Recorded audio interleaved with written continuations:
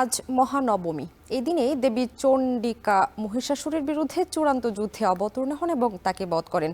তাই দিনটিকে ঘিরে রয়েছে নানা আনুষ্ঠানিকতা। পূজার আরও খবর জানাতে ঢাকেশ্বরী মন্দির থেকে যুক্ত হয়েছেন তানজিলা খান মিম এবং খুলনার ধর্মসভা মন্দির থেকে যুক্ত হয়েছেন রামিম চৌধুরী। শুরুতেই যাব মিমের কাছে।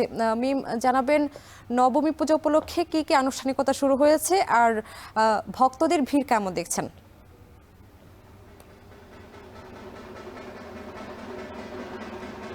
আমি ঢাক ঢোলের আওয়াজ শুনতে পাচ্ছেন নিশ্চয়ই। এই যে ঢাক ঢোলের আওয়াজ, শারদীয় এক অন্যরকম আবহ পুরো 4টি দিন জুড়ে, ষষ্ঠী সপ্তমী অষ্টমী পেরিয়ে আজ নবমী। ভক্তদের ভিড় এখনো একটু কম দেখা যাচ্ছে, কারণ একটু জানেন বৃষ্টির কারণে ভক্তদের আসতে কিছুটা বেগ পেতে হচ্ছে। রাস্তায় বিভিন্ন সড়কে জলাবদ্ধতা তৈরি হয়েছে, জলজট তৈরি হয়েছে। সবকিছু ঘিরে হয়তো ভক্তরা এখনো পর্যন্ত এসে ঠিকঠাকভাবে পৌঁছতে পারেনি, তবে আসবে এটুকু বলতেই পারি। কারণ আজ নবমী তিথি, আজ দেবী দুর্গাকে প্রাণ ভরে দেখার দিন, অন্তিম দিনও বলা যেতে পারে এই শারদীয় দুর্গোৎসবের নবমী তিথিকে। কারণ আর একদিন মাত্র দেবী দুর্গা ভক্তদের মাঝে থাকবে, তারপরই তিনি বিদায় নেবেন। আবারও কৈলাস থেকে তিনি যেভাবে এসেছিলেন সেই কৈলাসেই ফিরে যাবেন তার শ্বশুর বাড়িতে। এই যে মর্তলোকে বাবার বাড়িতে 4টি দিন তিনি ছিলেন, এই 4টি দিন কিন্তু ভক্তদের মাঝেই তিনি ছিলেন। ভক্তদের প্রার্থনা তিনি শুনেছেন, ভক্তদের ঘরে ঘরে অবস্থান করেছেন। খুবই জাগ্রত অবস্থায় ছিলেন বলে ভক্তরা হিন্দু শাস্ত্র মতে বিশ্বাস করেন। তার বাইরে গিয়ে আজকে মহানবমীতে তেমন কোনো আনুষ্ঠানিকতা নেই। প্রতিদিনকার মতোই কল্পারম্ভ এবং গৃহীত পূজা শুরু হবে সকাল 9টা থেকে 9:30টার মধ্যেই। এখনো পর্যন্ত কিন্তু প্রস্তুতি, গোছগাছ, পুজোর যেই আচার নিয়ম নীতি অনুসারে যা যা করণীয়, যা যা প্রয়োজনীয় সেগুলো গোছানো হচ্ছে। তারপর বেলা 11টার দিকে ভক্তরা অঞ্জলি দেবেন দেবী দুর্গার পায়ে। এরপর আজ সারাদিনে কিন্তু তেমন কোনো আনুষ্ঠানিকতা আর নেই। কারণ নবমী তিথি যদি বলতে হয়, নবমী তিথি কিন্তু গতকাল সন্ধ্যাতেই শুরু হয়ে গিয়েছে। আর এই নবমী তিথি শুরুই হয়েছে সন্ধি পূজার আনুষ্ঠানিকতার মধ্য দিয়ে। অষ্টমী তিথির শেষ 24 মিনিট এবং নবমী তিথির শুরুর 24 মিনিট 108টি প্রদীপ জ্বালিয়ে 108টি পদ্ম দেবীর পায়ে রাখা হয়েছে এবং তারই মধ্য দিয়ে কিন্তু পূজা করা হয়েছে। এই যে আজকের যে নবমী, সেই নবমী দিনটা অনেক বেশি সনাতন ধর্মাবলম্বীদের কাছে গুরুত্বপূর্ণ। কারণ এই দিনেই মূলত মহিষাসুর এবং তার তিন যোদ্ধা চণ্ড, মুণ্ড এবং রক্তবীজকে হত্যা করেছিলেন দেবী দুর্গা। আর সেই সময় তিনি প্রচণ্ড ক্রোধে কৃষ্ণবর্ণ রূপ ধারণ করেছিলেন, যার ফলে এই যে দেবী চামুণ্ডার রূপের পূজাই করা হয় মূলত এই নবমী তিথিতে।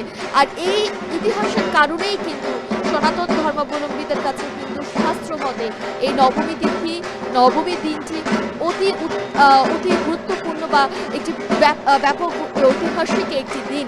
তার বাইরে গিয়ে আজকে নবমী তিথিতে আনুষ্ঠানিকতা না থাকলেও ভক্তদের ভিড়টা মন্দিরে মণ্ডপে অনেকটা বেশি দেখা যাবে। কারণ শুরুতেই বলছিলাম, আজকে দেবী দুর্গাকে প্রাণ ভরে তারা দেখে নেবেন। আগামীকাল বিজয়া দশমী এবং বিসর্জনের মধ্যে দিয়ে দেবী দুর্গা বিদায় নিলে আবার 1 বছর পরে আসবেন এবং ভক্তরা মন্দিরে মণ্ডপে ঘুরে একে অপরের সঙ্গে শুভেচ্ছা বিনিময় করবেন, পূজায় অংশগ্রহণ করবেন, দেবী দর্শন করবেন। এরই মধ্য দিয়ে শারদীয় দুর্গোৎসবের সৌন্দর্য ফুটে উঠবে পুরো দেশ জুড়েই। সামনে এই ছিল এখন পর্যন্ত আমার কাছে সর্বশেষ। মিম, আপনাকে অসংখ্য ধন্যবাদ। এবার আমরা একটু যেতে চাই খুলনায়। খুলনায় আছেন সহকর্মী রামিম চৌধুরী। রামিম, জানাবেন নবমী পূজার আনুষ্ঠানিকতা কেমন দেখছেন আর ভক্তদের উচ্ছ্বাস কেমন? আমি আজকে মহানবমীর যে মূল আনুষ্ঠানিকতা সেটি কিন্তু খুলনাতে এরই মধ্যে শুরু হয়ে গেছে। আমরা সকাল থেকেই বিভিন্ন মন্দিরে দেখেছি যে মহানবমী পূজার যে আনুষ্ঠানিকতা সেটি কিন্তু এরই মধ্যে শুরু হয়ে গেছে।